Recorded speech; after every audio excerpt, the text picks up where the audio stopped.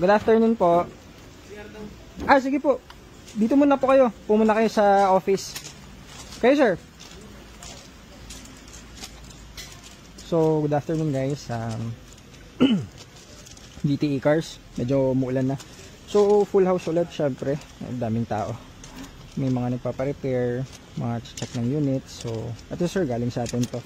May concern lang dito si sir kasi actually matagal na to. Parang last year pa ata yung unit ko sir. May nagli-leak lang daw dito. So, sinilant lang natin. Actually, pinagawa na nila sa labas.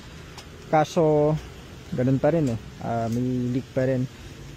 Dito guys, hindi naman natin expertise yung mga leak. Kasi sa chassis yan eh. Kumbaga sa body.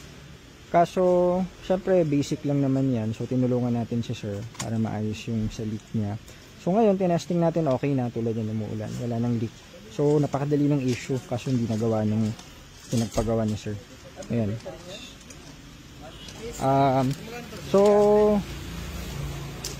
Ayan. Ito, mga new arrival natin. EcoBoost. Dalawa yan.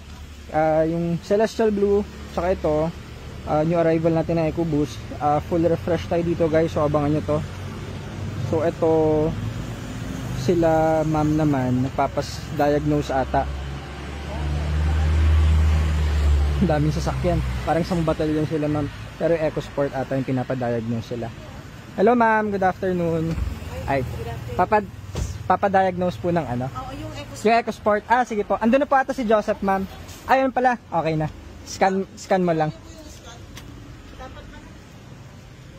Ayun, so dami lang kotse, EcoSport, BM, naka-Ranger pa pala sila.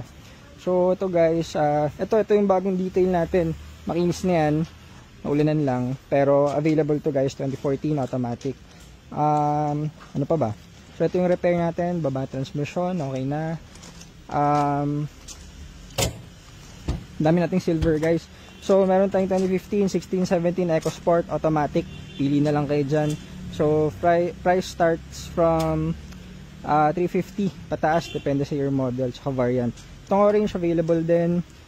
Ito guys, 2015 nata to na EcoSport, Brisbane brown.